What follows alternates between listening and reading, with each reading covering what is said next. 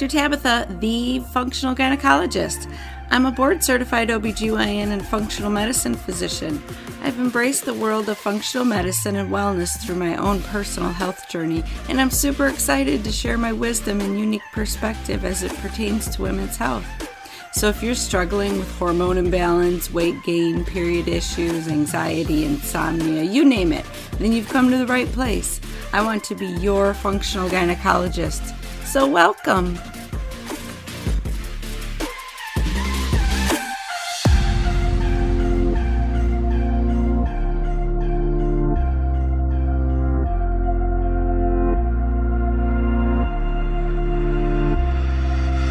Hi ladies, so I'm so excited for today's episode because I am talking to a really awesome plastic surgeon, Dr. Tony Youn. If you haven't heard of him, I'm shocked. You need to check him out. He has over 1 million subscribers on YouTube. He is blowing it up on TikTok because he is just hilarious, and the way he looks at everything is just eye-opening. I love it so much. So we're going to be talking about our skin and our faces today because he is America's holistic plastic surgeon. He believes that you don't always need to go to the operating room. There are oftentimes things you can do to avoid going to the OR. And we're going to talk about that because I feel the same way he does.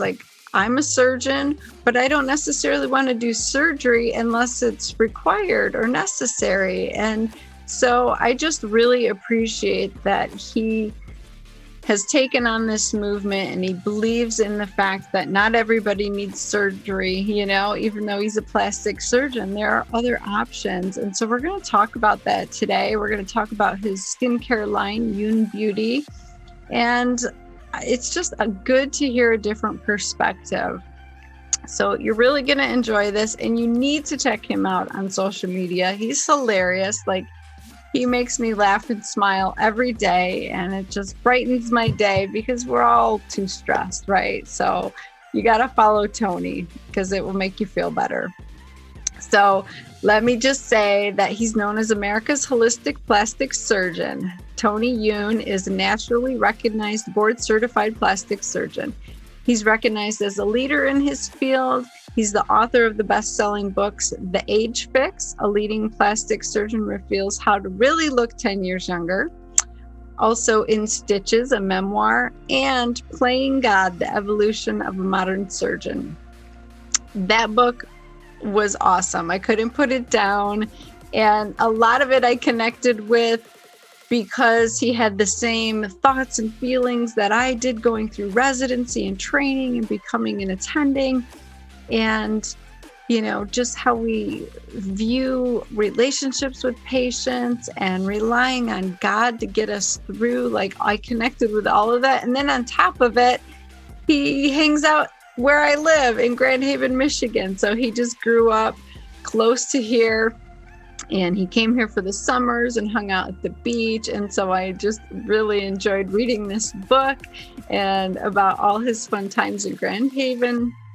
So definitely check out the book. It's a great read. He's a great writer. I couldn't put it down. But let me get back to it. His public television special, The Age Fix with Dr. Anthony Youn, has been viewed by millions. Dr. Youn also hosts the popular podcast, The Holistic Plastic Surgery Show.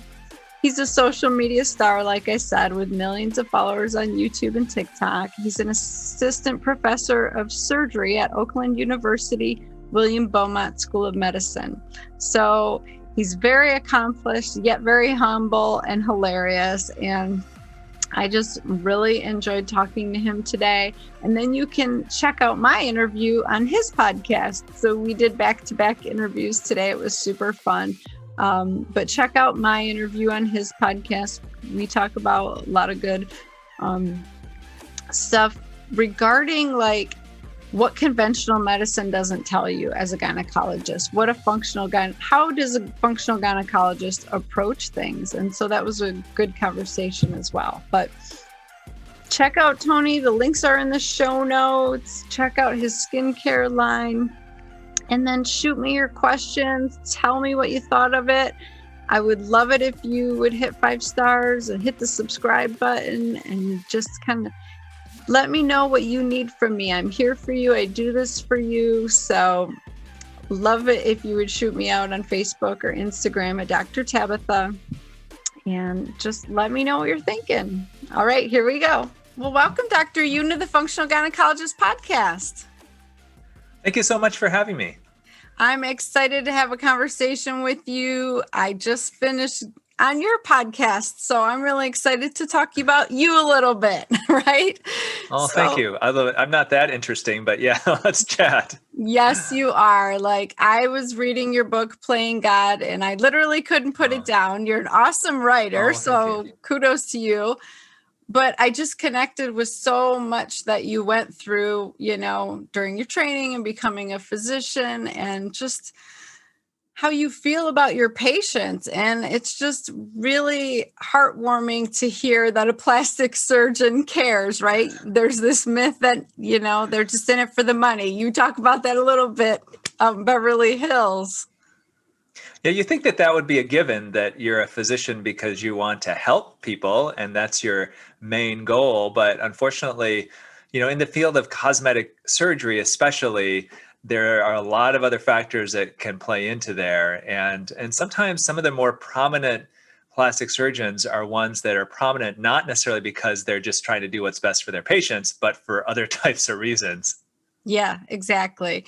I even see that in the world of gynecology. There are surgeons who love to do surgery and they will perform it on anybody that will let them. And that might not necessarily be the best thing for the patient, right? So yeah, I mean, I'm sure I remember my wife, when she was going to give birth to our first child, she was seeing an obstetrician in the area, and she found out that the C-section rate for this obstetrician was like incredibly high, higher than almost anybody else in town. And so we ended up switching because we thought, like, why is it that this person is doing that? And I'm sure that there are reasons, obviously, to do a C-section and all of that. But when your numbers are so incredibly high, is it that you're nervous and that you're so afraid that something bad's going to happen, so you just jump to surgery right away?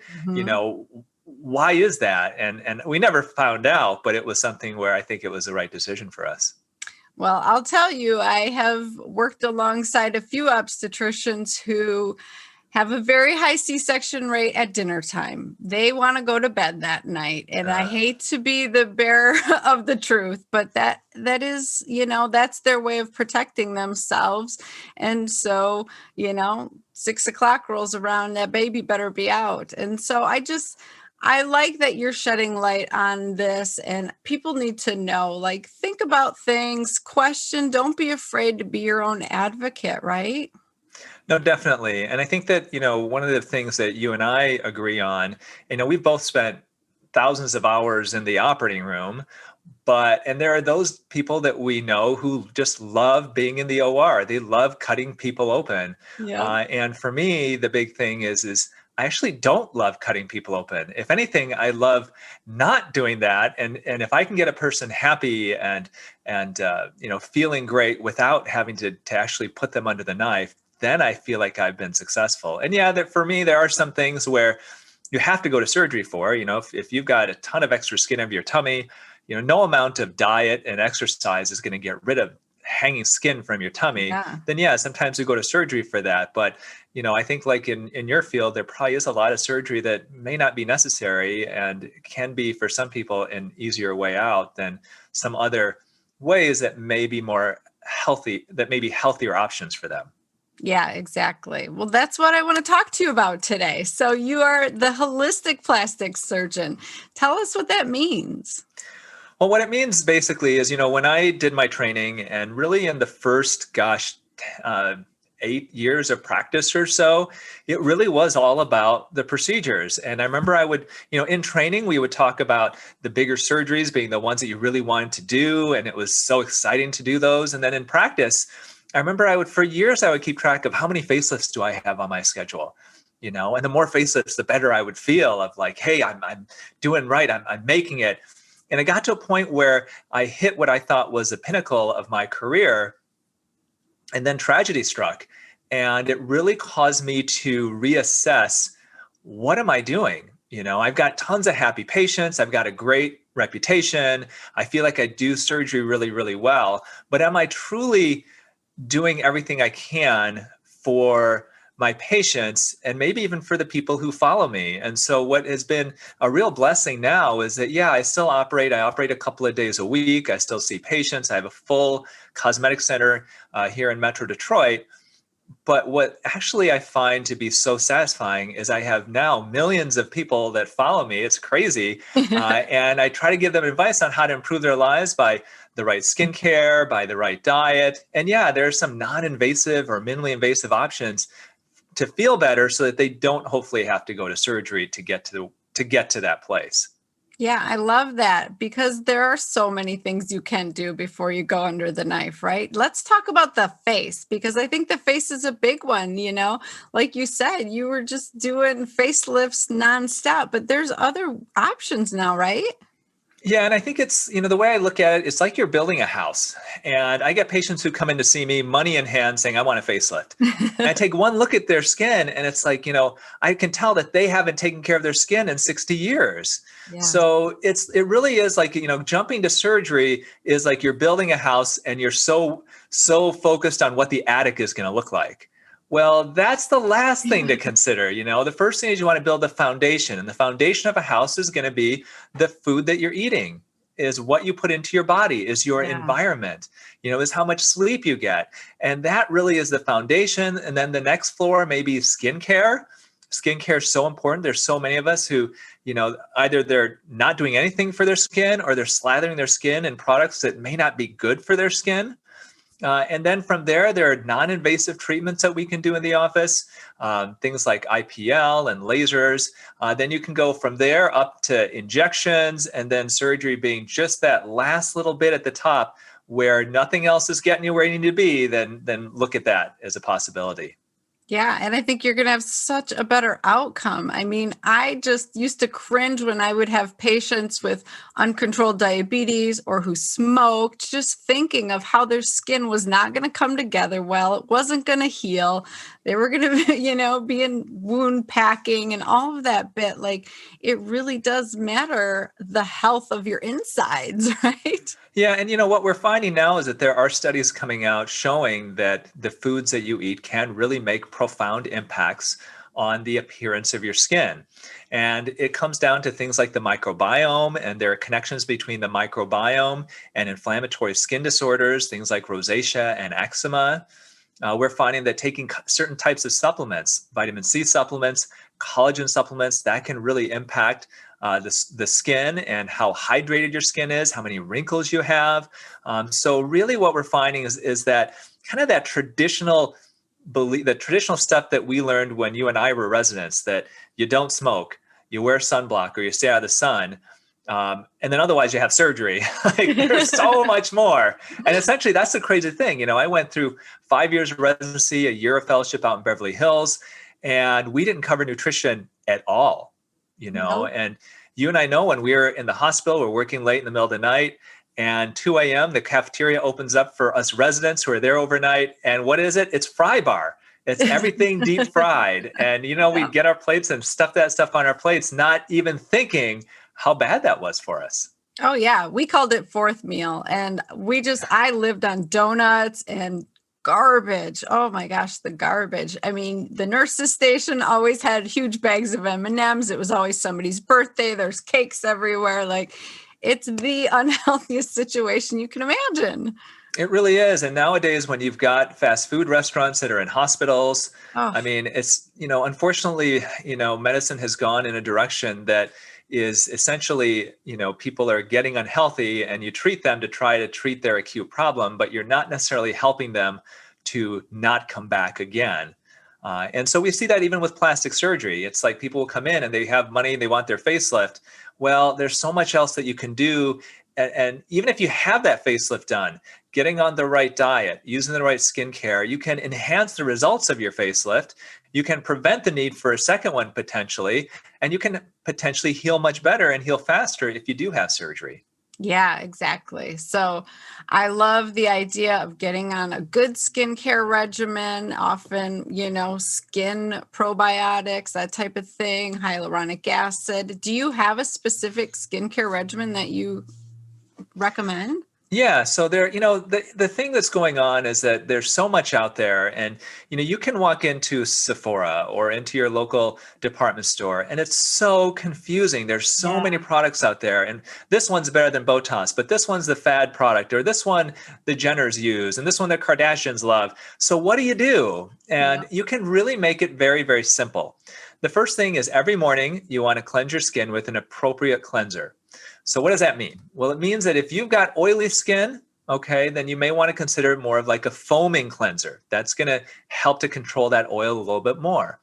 If you've got more sensitive and drier skin, then you may want to go with a cleanser that's more of a milky, hydrating type of cleanser. So you cleanse your skin in the morning. You apply an antioxidant serum. Okay, step number 2, antioxidant serum. The most popular, easiest to find antioxidant serum is vitamin C. Okay, vitamin C, antioxidant, you find it obviously in fruits and vegetables, but it's the easiest to find antioxidant serum that you can buy, and almost all skincare brands have it. The key to vitamin C serum is make sure that it is in an amber bottle or something that just doesn't let the light in. Mm. Because vitamin C can oxidize, it turns brown. And if it's brown when it comes out of the bottle or the tube, then it probably won't work. Okay. And then you want to put on a sunscreen. And typically, the American Academy of Dermatology recommends at least an SPF of 30 that will block upwards of 97% of the sun's rays. So that's technically all you have to do in the morning. You cleanse, you apply an antioxidant serum, and then you apply a sunscreen.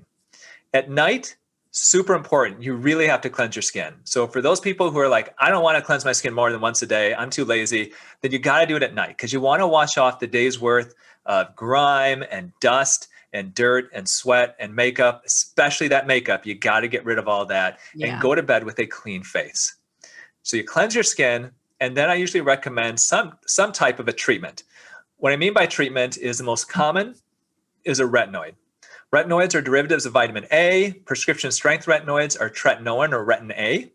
You can get non-prescription strength, which are called retinols.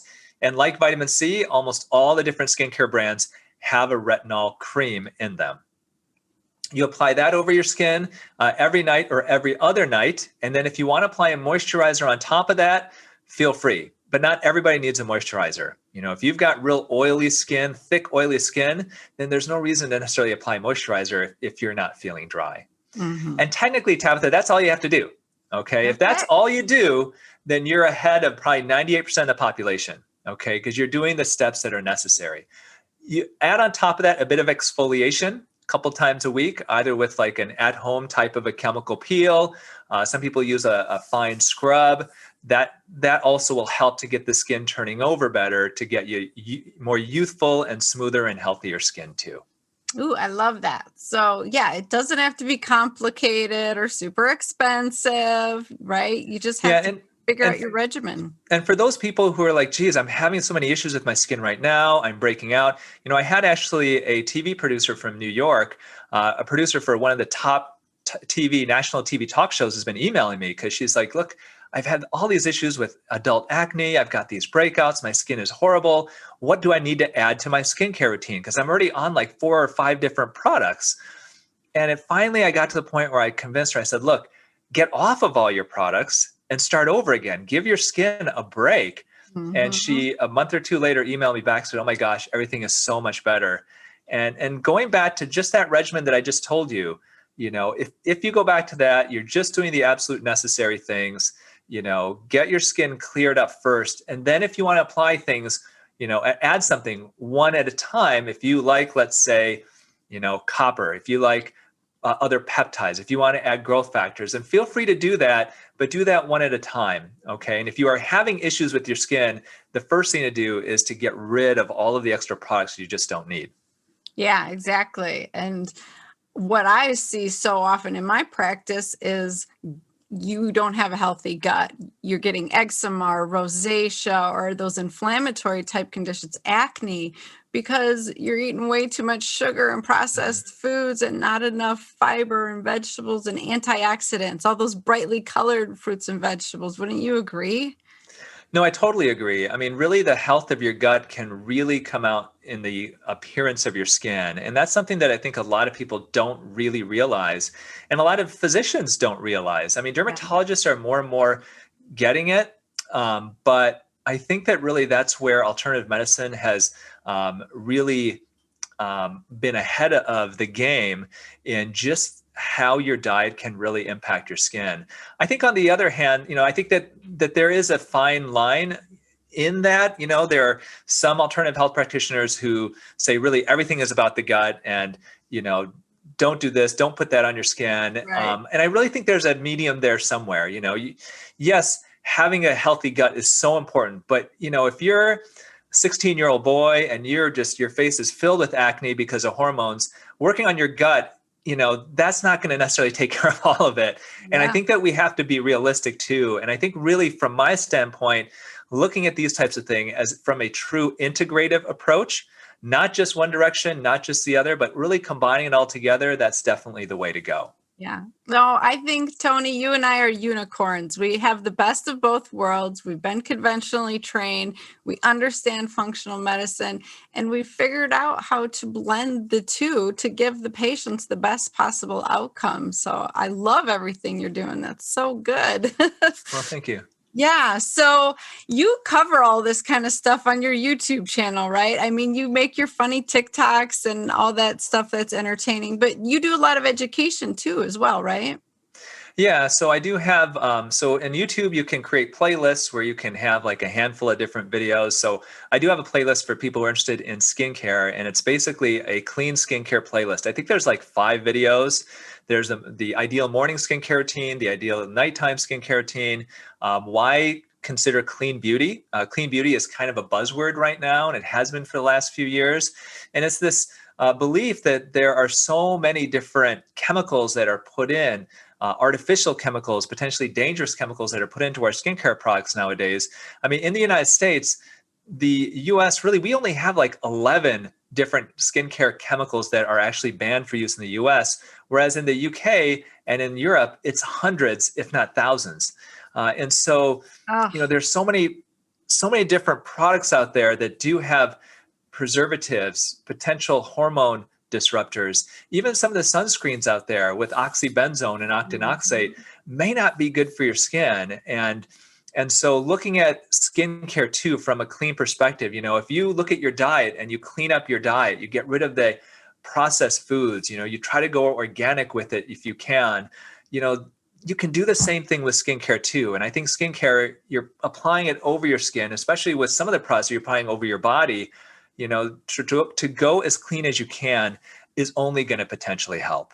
Yeah, I think that's such an important point. I was just thinking of my poor husband who, he has delicate skin. And so he would spray this sunscreen on like every hour when we would go on vacation.